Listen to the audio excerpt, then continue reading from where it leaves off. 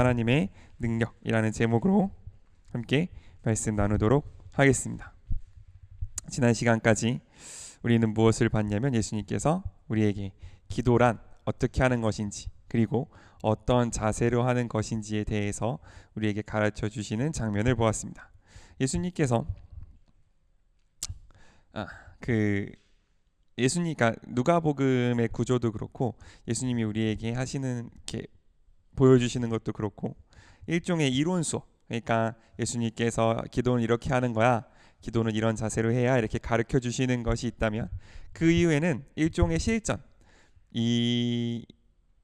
그렇다면 그것이 실제로 어떻게 우리에게 역사되어지는가를 보여주시는 그것도 우리 예수님 우리 가운데 이제 보여주시는 거죠. 그래서 앞에 있던 내용들,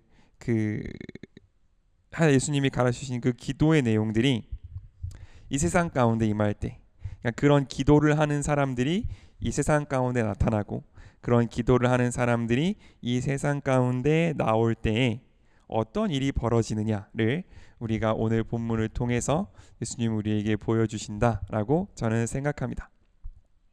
이전까지 예수님이 우리에게 빛을 보여주시기 전까지는 물론 율법이나 여러 가지 다른 선한 도구들을 통하여 하나님께서 우리에게 많은 것을 이야기해 주시고 하나님이 기뻐하시는 바를 가르쳐 주셨지만 이제부터 정말 밝은 빛 그 자체이신 하나님의 뜻 그 자체이신 예수님과 성령님이 이 땅 가운데 이 세상 가운데 오셨을 때에 어떤 일들이 벌어지고 이 세상은 어떤 상태에 임하는가, 어떤 상태가 이 세상 가운데 나타나는가에 대해서 오늘 우리에게 말씀해 주고 계시는 거죠. 그래서 오늘은 어떻게 시작되냐면 예수님께서 벙어리 귀신을 쫓아내시는 걸로 이야기가 됩니다. 어떤 벙어리 귀신이라는 거 보니까 자세한 설명은 없으나 사람의 말을 못하게 하는 귀신의 종류였던 것 같아요. 그 귀신이 예수님의 명령으로 쫓아나갔습니다. 그러니까 그거를 본 사람들이 크게 두 가지 부류로 나뉜 것 같아요. 첫 번째 사람은 이걸 보고 놀란 사람들이 있고, 두 번째로는 그가 예수님이죠, 귀신의 왕 사탄의 도움으로 귀신을 쫓아낸다 라고 예수님을 오히려 비판하는 두 세력이 있었던 것 같습니다. 물론 이 중에는 예수님이 하시는 일을 하나님 나라의 일로 바라보는 제자들도 있었겠죠. 그러니까 제자들, 하나님께서 예수님께 직접 데리고 다니신 그 제자들을 제외하면 이 일을 보고 크게 두 가지의 반응이 있었던 것 같아요. 첫 번째는 깜짝 놀라는 사람들, 이런 신기한 일이 있나, 이런 놀라운 일이 있나 라고 놀라는 사람들과, 아니야, 저거는 그렇게 좋은 일이 아니야, 저거는 귀신을 쫓아내는 건 귀신들의 왕, 귀신의 가장 대빵인 사탄의 힘을 빌어서 작은 귀신을 쫓아내는 걸 거야 라고 예수님을 오히려 의심하고 예수님을 오히려 이렇게 음해하는 세력이 있다는 거죠. 예수님, 이건 생각해보면 이런 것 같아요. 예수님은 하나님의 아들이시면서 하나님 그 자체시면서 말씀이신 그분이 이 땅 가운데 직접 와서 눈앞에서 귀신을 쫓아낸다 할지라도 어떤 사람들은 그걸 보고 그냥 신기한 일로 받아들이고, 어떤 사람들은 그걸 보고 오히려 이거는 악한 세력이야, 이거는 악의 준동이야, 이거는 좋지 못한 일이라고 해석하기도 한다는 거죠. 그러니까 조금 더 나가서 얘기해 보자면 어떤 일, 예수님께서 향한 어떤 일 그 자체가 중요하다기보다는 그 일을 어떻게 해석할 건지, 그 일을 나에게 어떻게 받아들일 건지, 이게 더 중요하다라고 볼 수 있다는 거죠. 사람들은 흔히 내 눈앞에 기적이 나타나면, 내 기도가 이루어지면, 내가 이것을 간절히 빌어서 이 소원이 이루어지면 내 믿음이 더 깊어지거나, 혹은 눈앞에서 막 어떤 신기한 일들이 일어나면, 정말 벙어리가 나으면 예수님을 사람들이 많이 믿으러 몰려올 것 같지만, 물론 그렇기도 하겠으나 그것보다 더 중요한 것은 뭐냐면 이 일을 해석하게 하시는, 그 신기한 일, 예수님이 행하신 그 놀라운 일을 내 안에 믿음으로 바라보고 해석할 수 있는 그 하나님을 닮은 시점, 하나님을 닮은 그 관점이 어떻게 보면 우리에게 더 중요하다라는 것을 예수님은 오늘 우리에게 말씀해 주고 계십니다. 그래서 그렇게 예수님은 기도를 강조하셨던 거예요. 기도 가운데에서 기도의 순서, 기도의 내용, 우리가 지난주와 그 지난주를 거쳐서 배웠던 하나님 나라, 아버지, 그리고 일용할 양식에 대한 간구, 그리고 하나님을 향한 그 신뢰, 그리고 그 간절함, 그 모든 것을 통하여서 내 시점과 내 관심과 내 마음을 하나님께 맞춰두지 않는다면 내 눈앞에서 어떤 기적이 벌어지든, 내 눈앞에서 뭐 벙어리 귀신이 떠나가든 죽은 사람이 살아나든지 간에 상관없이 우리는 그것을 하나님의 일로, 하나님의 뜻으로 해석할 그 능력조차 없다라는 걸 예수님은 오늘 우리에게 말씀해 주고 계신다라고 생각합니다. 그러므로 우리 삶 가운데 놀라운 일이 일어나기를 바란다면 정말 하나님만 하실 수 있는 일들이 일어나고 하나님만 주실 수 있는 기쁨과 사랑이 넘치기를 바란다면, 반대로 우리는 하나님이 하시는 일을 그렇게 받아들일 수 있는 그 마음가짐과 그 태도와 그 자세를 기도를 통하여서 하나님 앞에 올려드리고 있는지, 그것을 한번 우리가 곰곰이 되짚어 볼 필요가 있다라는 거죠.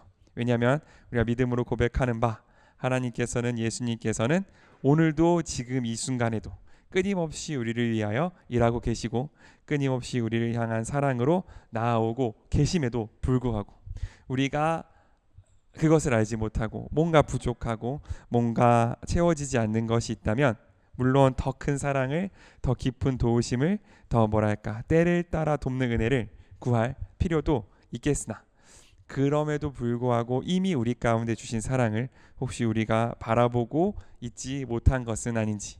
왜냐하면 우리의 기도가, 하나님을 향한 다가가는 그 태도가 하나님이 가르쳐 주신, 예수님이 가르쳐 주신 그 방법과 조금 달라서 하나님이 우리에게 쏟아부으시는 그 사랑을 보지 못하고 있는 것은 아닌지 우리가 한번 되돌아볼 필요가 있다라는 거죠. 그래서 이 세상 사람들은 예수님을 두 가지 방법으로 시험했던 것 같아요. 두 가지 방법으로 예수님을 거절했던 것 같습니다. 첫 번째는 우리가 아까 읽던 것처럼 사탄의 도움으로 이 일을 하고 있다, 예수님이 하는 그 모든 놀라운 일은 악한 세력에 의한 것이다 라는 거고, 두 번째는 예수님을 시험하려고 하늘에서 오는 기적을 요구하기도 하는 거죠. 예수님을 아예 악한 사람이다 라고 이렇게 치부해 버리면 그거는 뭐 그 나름대로 우리가 할 수 있는 말들이 많은 것 같아요. 오늘 예수님께서 말씀하셨던 것처럼 귀신의 힘으로 귀신을 내쫓는다면 그거는 귀신들끼리 서로 다투는 건데, 그럴 수가 있느냐? 그러면 귀신을 쫓아내는 너희들, 그러니까 바리새인들과 서기관들은 도대체 누구의 힘으로 귀신을 쫓느냐라고 반문하실 수 있기 때문에 이것은 또 오히려 대답할 말이 많이 있는 것 같습니다. 그런데 또 어떤 사람들은 예수님을 시험하려고 하늘에서 오는 기적을 요구하는 거죠. 아까 말했던 내 눈앞에 내 기도가 이루어지면, 내 눈앞에 뭔가 신기한 일이 이루어지면 내가 너를 믿겠다라는, 말 그대로 예수님을 시험하기 위해서 기적을 요구하는 사람들이 우리 가운데 종종 있다라는 거죠. 이거는 겉으로 보기에는 기적을 요구하는 것, 예를 들어 병이 낫는 것을 요구하거나 우리의 삶이 어떤 기적적으로 바뀌는 것을 요구하는 것은 겉으로 보기에는 구별하기 힘들 수도 있는 것 같아요. 그러니까 정말 나에게 어떤 간절한 소원이 있고 주님만이 들어주실 수 있는 어떤 간절한 뭐랄까요, 마음의 어떤 이 기도의 제목이 있어서 그것을 주님께 아뢰는 것과, 혹은 주님을 시험하기 위해서 이것을 하지 않으면 당신은 나와 관련이 없습니다, 이것을 들어주지 않으면 당신은 나를 사랑하지 않는 하나님이다 라고 말하는 이 기도의 제목은 우리 가운데에서 때로는 구별하기 어려운 경우도 있다라고 저는 생각합니다. 하지만 우리가 성경을 통해서 예수님의 사역들을 보면 앞에 정말 겸손한 마음으로 하나님의 사랑을 구하기 위해서 나아온 사람들에게는 예수님은 정말 작은 음성까지, 때로는 그들의 믿음을 북돋아 주시면서까지 그들의 믿음에, 그들의 요청에 응답하신 반면에 반대로 예수님을 시험하기 위해 나온 사람들에게는 예수님은 한 번도 그 시험에 응함으로써 자신이 하나님됨을, 자신이 예수님이심을 증명하신 적이 없다라는 것을 우리가 기억할 수 있으면 좋겠습니다. 그건 처음부터 그랬어요. 처음부터 사단이 예수님 앞에 나와서 네가 하나님의 아들이거든 으로 시작하는 세 가지 시험을 던졌을 때에 예수님은 그 시험을 응답하심으로써 그 시험에 정말 떡을 만들고 정말 성전에서 뛰어내림으로써 그 시험을 이기신 적이 없다라는 사실을 우리가 꼭 기억할 수 있으면 좋겠습니다. 예수님께서는 항상 하나님의 말씀으로 그리고 하나님께 순종함으로 그 시험을 이겨나가셨고, 사람들이 요구하는, 정말 악한 세력에 붙잡혀 있는 사람들이 요구하는 이렇게 하면 너를 믿을게, 이렇게 하면 네가 하나님의 아들이란 걸 믿을게 라는 그것에도 단 한 번도 그것을 통해서 그들을 믿게 하신 적이 없다라는 것을 우리가 꼭 기억할 수 있으면 좋겠습니다. 왜냐하면 우리가 앞에서 본 바 아무리 놀라운 기적이 일어난다 할지라도, 아무리 놀라운 일이 일어난다고 할지라도 그것을 올바로 해석해서 하나님께 영광 올려드릴 수 있는 내 마음의 자세가 없다면, 그것을 올바르게 해석해서 하나님께 다시 한번 기도와 감사로 올려드릴 수 있는 바로 그 자세가 없다면 그건 그냥 놀라운 일, 혹은 더 나아가서 뭔가 악한 사단의 준동처럼 다가올 것이기 때문에 그렇습니다. 이것에 대해서 우리가 우리 내면을 돌아볼 필요도 있는 것 같아요. 정말 내가 드리는 이 모든 기도의 제목들이 주님의 응답을 바라는 그 기도의 제목들인지를 돌아볼 필요도 있는 반면에, 우리를 향하여 다가오는 질문들에게도 우리는 똑같은 예수님을 닮은 태도를 보일 필요가 있다라고 저는 생각합니다. 많은 상황 가운데에서 다른 사람 혹은 나 스스로가 우리에게 물어볼 때가 있어요. 네가 정말 하나님의 사람이냐? 너가 하는 이 모든 것들이 정말 하나님의 도우심을 입고 행하는 것들인지를 물어볼 때가 있습니다. 네가 정말 하나님을 사랑하는 사람이라면 으로 시작하는 여러 질문들이 우리 가운데 올 때가 있는 거죠. 그럴 때 어떤 것들은 그런 것들을 살피고 돌아봐서 우리가 하나님 앞에 더 깊게 나아가는 시간이 될 때도 있기는 하지만, 어떤 경우에는 그것이 마치 오늘 예수님을 시험하려고 했던 이 사람들의 말처럼 우리를 더 하나님으로부터 멀게, 우리를 더 하나님을 의심하는 쪽으로 이끌고 가는 경우도 있었다는 거죠. 그러므로 우리가 우리 안에 들어오는 그 많은 질문들, 우리 안에 던져지는 그 많은 어떤 도전들을 어떻게 해석할 것인지, 이것을 어떻게 해석하고 어떻게 주님 앞에 올려드릴지가 그 시험 그 자체보다 훨씬 더 중요하다라는 것을 우리는 알 수 있습니다. 내 앞에 다가오는 질문들, 내게 던져지는 질문들, 삶 가운데에서 내 안에 던져지는 숙제들, 관계 가운데에서 내가 이렇게 참고 혹은 해나가야 될 그 모든 일들이 그 일 자체가 어떻다라기보다는 그 일을 해나가는 나의 마음, 그 일 가운데에서 하나님의 뜻을 찾아가는 나의 기도가 훨씬 더 중요하고, 그렇기 때문에 예수님께서는 우리를 이 세상 가운데 던지셔서 이 뒤로부터 계속 영적 전쟁에 대한 이야기가 있을 것인데, 그 영적 전쟁이 시작되는 그곳 가운데 우리를 파송하시기 전에, 우리를 파견하시기 전에 우리가 지난주와 지지난주에 배웠던 바로 그 기도의 내용들, 우리가 어떤 마음으로 주님 앞에 나아가야 하고 어떻게 주님과 이 주파수를 맞출 수 있을 것인지를 끊임없이 강조하신 이유가 바로 여기에 있다라고 저는 생각합니다. 그래서 예수님은 이렇게 대답하십니다. 17절과 18절과 19절까지인데 요거는 제가 읽도록 하겠습니다. 17, 18, 19입니다. 그러나 예수님은 그들의 생각을 아시고 이렇게 말씀하셨다. 어느 나라든지 서로 싸워 갈라지면 망하고 한 집안도 서로 싸워 갈라지면 망한다. 너희는 내가 사탄의 도움으로 귀신을 쫓아낸다고 하는데 만일 사탄이 서로 싸워 갈라진다면 어떻게 그의 나라가 설 수 있겠느냐. 내가 사탄의 도움으로 귀신을 쫓아낸다면 너희를 따르는 사람들은 누구의 도움으로 귀신을 쫓아내느냐. 그러므로 그들이 너희 재판관이 될 것이다. 아멘. 예수님의 말씀은 심플합니다. 간단해요. 만약 귀신이 귀신을 쫓아낸다면 그 나라는 이미 망하는 나라라는 거죠. 귀신과 귀신이 서로 반목해서 싸우고 있다면 그 나라는 무너질 것이고, 그렇다면 그건 예수님이 오실 필요도 없이 이 땅 가운데에서 없어질 것이라는 것을 예수님은 오늘 우리에게 말씀해 주고 계시는 거죠.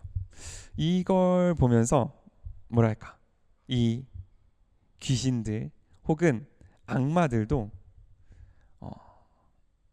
상당히 뭐랄까요, 그러니까 사람의 눈으로 보면 괜찮은 조직이에요. 그죠?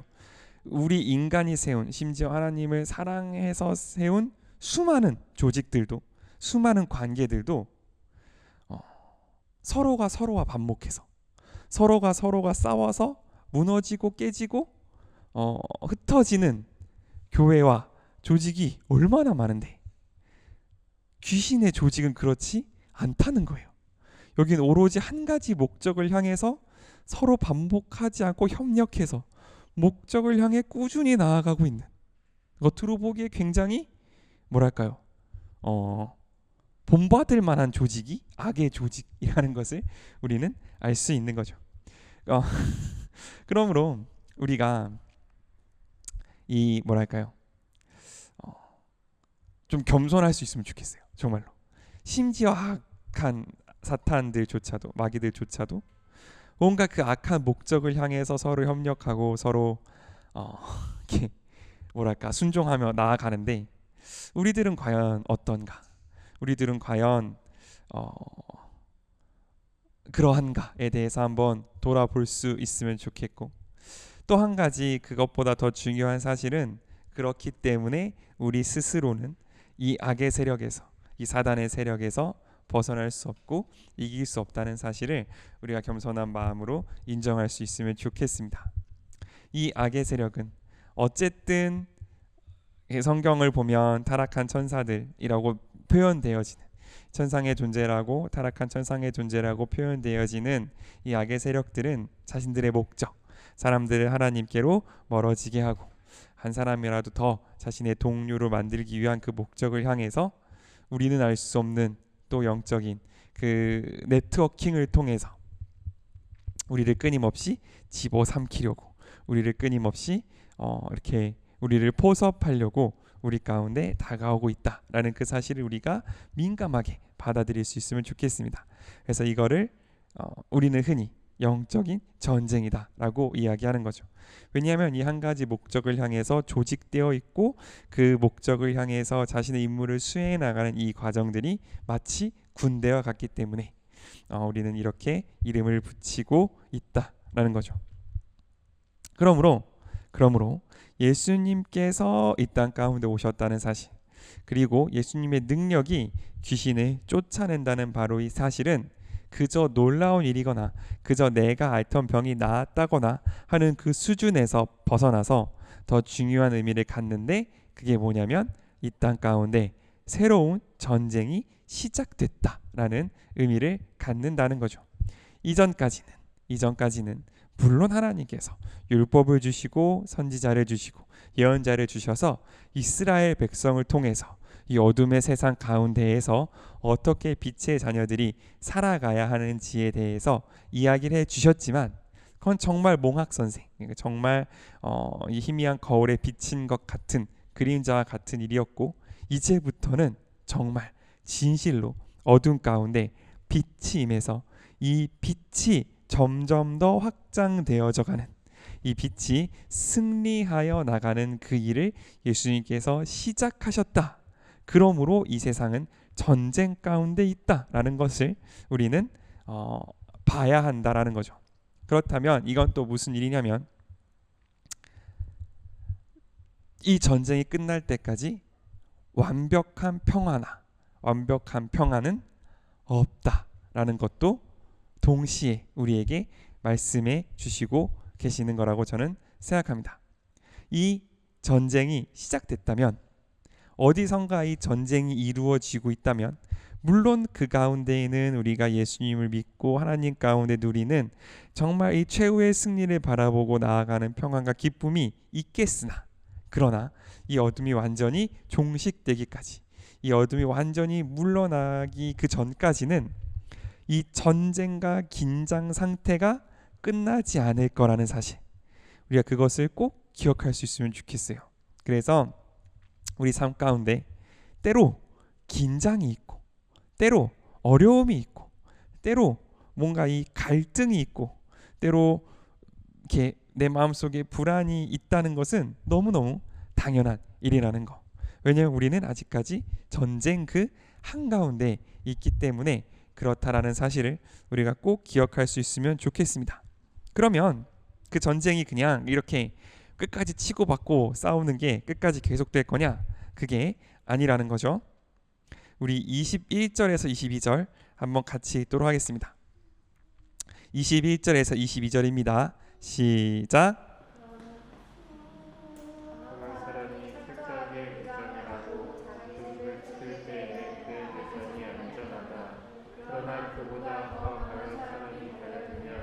그가 믿고 있던 무기와 재산을 다 빼앗길 것이다.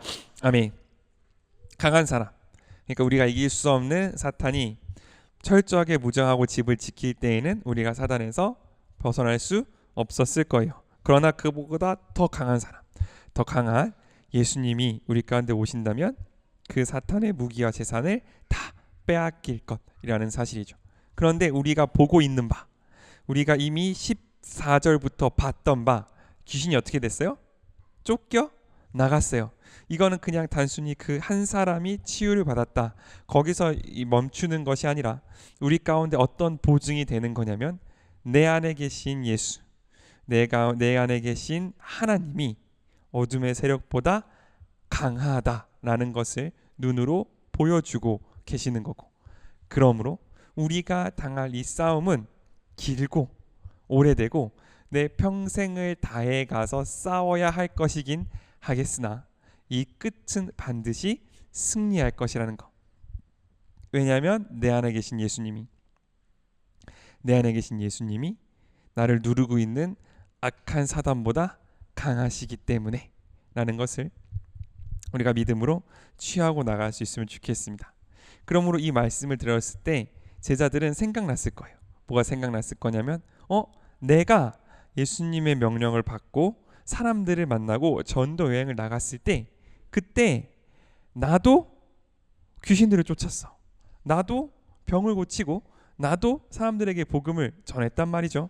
그러면 그때도 뭐예요? 나는 사단과 싸워서 이겼다라는 사실을 제자들은 이때 명확히 알 수 있었을 겁니다. 그러므로 이미 이긴 싸움과의, 그러니까 이미 이긴 상대와의 싸움, 그것만큼 뭐랄까 좀 악한 마음으로 말하면 그것만큼 재미있는 게 없습니다. 그러니까 이미 이겼어. 저 사람 팔을 묶어놨어. 그 다음에 서로 싸우는 거죠. 그러면 나는 뭐예요? 어떻게 때릴지, 어떻게 때려야 내 손이 안 아플까, 이런 것만 고민하면 되는 거잖아요. 그죠? 이미 이긴 상대와의 싸움만큼 즐겁고 재밌는 게 없다라는 거죠. 우리가 이 영적 전쟁을 대하는 태도도 비슷하다고 생각합니다. 물론 이걸 너무 가볍게 생각하면 안 되는 것 같아요. 우리가 하나님으로부터 벗어나기만 하면, 우리 뒤에 하나님이 있는 줄 알았는데 사실 없다, 그러면 이제 우리는 사단한테 두드려 맞는 거거든요. 그러나 그런 게 아니라면, 그게 아니라면 우리는 뭐 할 거예요? 반드시 승리한다, 반드시 이긴다 라는 사실을 우리가 꼭 알고 이기는 삶을 살아갈 수 있으면 좋겠습니다. 이 승리라는 것, 주님께서 우리에게 주시는 영적 전쟁이라는 것은 그러므로 무엇을 위한 거냐면 우리에게 상을 주기 위한 거예요. 주님은 왜 우리를 전쟁 가운데, 주님은 왜 우리를 싸움 가운데 몰아넣으시느냐, 왜 우리를 최전방에 서게 하시고, 왜 우리를 그 정말 피가 튀는 싸움 가운데 밀어 넣으시느냐, 그 전쟁을 승리하고 그 뒤에 있는 영광과 전리품과 그 뒤에 있는 모든 영광에 참여하게 하시려고 우리를 바로 그 전쟁 가운데로 이끄신다는 사실을 우리가 기억할 수 있으면 좋겠습니다. 왜냐하면 주님께서 우리에게 승리할 힘을 주실 것이고 승리할 지혜를 주실 것이고 승리할 능력을 주셔서 우리에게 마침내 승리한 자만이 누릴 수 있는 영광, 승리한 자만이 누릴 수 있는 평화, 승리한 자만이 얻을 수 있는 그 영광 가운데 우리를 함께 하게 하시기 위해서 전우라고 하잖아요. 전우. 함께 싸운 사람들, 함께 싸운 그 전우들만, 목숨을 걸고 서로를 믿고 서로를 위해 싸운 그 전우들만 누릴 수 있는 그 영광과 그 하나됨 속으로 우리를 초대하시기 위해서 주님은 우리에게 끊임없는 전쟁을, 끊임없는 때로는 갈등을, 때로는 어려움을 허락하실 때도 있다라는 사실. 그러므로 그 모든 것은 마침내 영광으로, 마침내 주님께서 우리에게 주실 상으로 우리에게 다가올 거란 사실을 우리가 오늘 믿음으로 선포할 수 있는 우리가 될 수 있으면 좋겠습니다.